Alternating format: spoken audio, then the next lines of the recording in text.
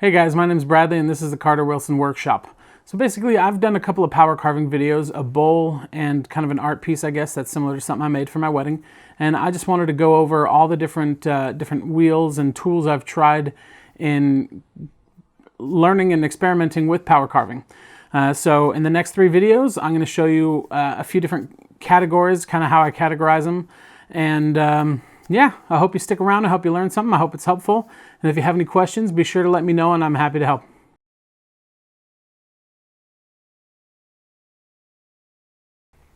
All right, so the first kind of category of wheels or tools that I've tried, I'm going to call cutting wheels, and that's because they have actual blades that cut the wood away, compared to another category, which you'll see after this, which I kind of categorize as abrasive carving discs. So first up, we are going to do this chainsaw carver, which I got at Harbor Freight. Now this wheel, I think, is actually a carbon copy of something made by King Arthur's Tools called a Lancelot. In fact, Harbor Freight used to sell the Lancelot and then they replaced it with this one, but all the stamping and everything else looks exactly the same, so I wouldn't be surprised if they're the same item. Anyways, this is exactly what it sounds like as a chainsaw carver. It is a miniature wheel that has a chainsaw chain on it. And this guy is a little scary. Do yourself a favor, if you get one of these, go and check out King Arthur's Tools YouTube channel and search for Lancelot and watch their kind of safety and how-to videos, because this didn't come with any instructions. My quick impression of this wheel is it can remove a lot of material. So if you're trying to hollow out a big bowl or do some totem pole type carving, larger stuff like that, log furniture, stuff like that, then this might be a good wheel for you. For me, it's kind of crazy and removes so much material where I try to be a little more detailed or have a little more control. And so for me, I don't think I'll be using it a lot, except maybe to hollow out bowls. But other than that, it's a neat little wheel. It's about 30 bucks. The one thing that I would want to pass on to you guys is that make sure, if you do get this wheel, make sure to have the chainsaw chain evenly around the flanges here. So it has two metal flanges basically, and you have a loose chainsaw chain. So you put the bottom one on your grinder, then you put the chain on it. I mean, you don't have to do it in these steps, you can put them all on there, but you want to make sure this chain is evenly around this and sitting flat on that bottom flange. And that's important so that when you put this on here, it is also sitting flat. It's pretty easy to have it be just barely out of whack. And if it's out of whack like that, not even that drastic, but if it's out of whack even a little bit, then it can end up slinging around your grinder. I actually had that happen the first time I turned my grinder on. It ended up slinging around like this and slapping the guard on the angle grinder. So needless to say, use it with a guard and just be careful and watch their safety videos. The other thing I'm going to do here is show you samples of what each of these wheels did. So let me grab that. So now here is a section I hollowed out, and it is really great at removing a lot of material. You can also do straight cuts down into material, do kind of curved scoring lines. So like I said, if you're doing larger pieces like totem poles, huge sculptures, stuff like that, then that might work out. They advertise that you can do some kind of surface type carving with it. I haven't had real great luck with that myself. Obviously, being such a rough tool, it leaves a rough finish. Technically, it can be done, but for what I'm doing, just not really the best option. And then also you can score lines in it and all that. So this is a good wheel, just kind of start, and then you go with other wheels after to kind of finesse it. Even in their videos, they show that. So just keep that in mind.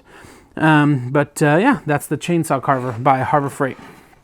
Also, if you check the description below, I'm going to put an article on my website with a little bit more detailed information on all of these in case you want to find out more. All right, so the next one we got here is this thing called the Bad Blade, which I found on Amazon. Now this is kind of an interesting wheel. You'll see that it very closely resembles a circular saw blade. And that's essentially what it is, just with a lot fewer teeth. But these are little carbide teeth here. And I got it on Amazon for about 20 bucks. It's, again, an interesting wheel here. Like the rest in this section of cutting wheels, it removes a whole lot of material. I haven't used it a great deal. I've just kind of played around with it here and there. So far, I don't know that I'm going to keep using it a lot, except for maybe doing some scoring and kind of line work. They advertise that you can cut at all different angles and all of that, and that's true, I think, because of the tooth grind. It's kind of hard to show on camera here, but the tooth is tapered on both sides so that when you tip it, it's not going to really catch. Interesting wheel. It cuts, you know, they advertise that it can kind of do some surfacing like a lot of these other wheels advertise, but for me, I didn't find that to be a strong suit. For me, I found one of its strengths to be scoring and line work. So here is just kind of a score I did tipping it on its side, and if you saw my first power carving video, that's kind of how I start out, by scoring the lines deep in and then kind of going and rounding them over later with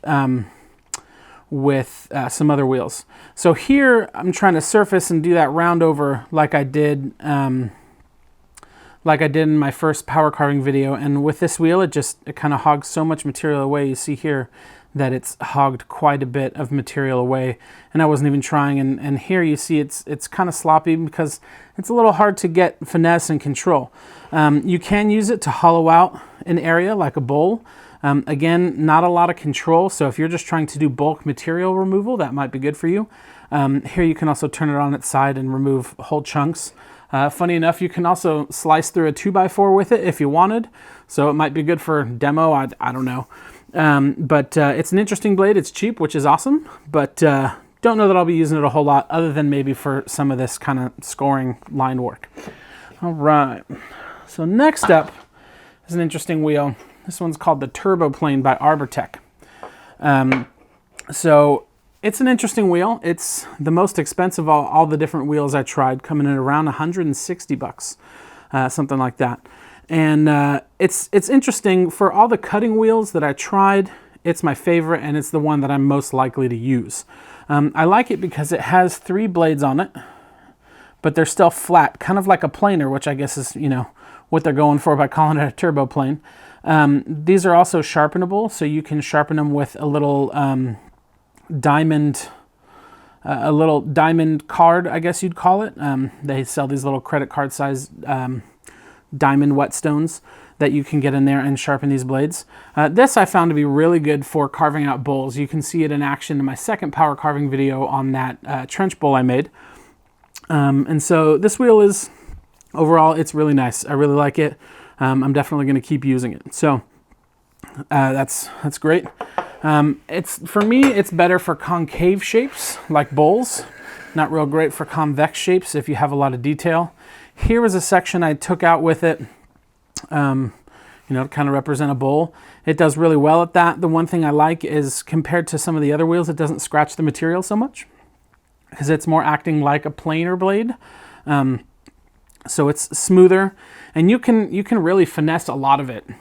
And I like that it has kind of a subtle round shape, so you can get roundness if you want, but you can also use it on outer edges like this.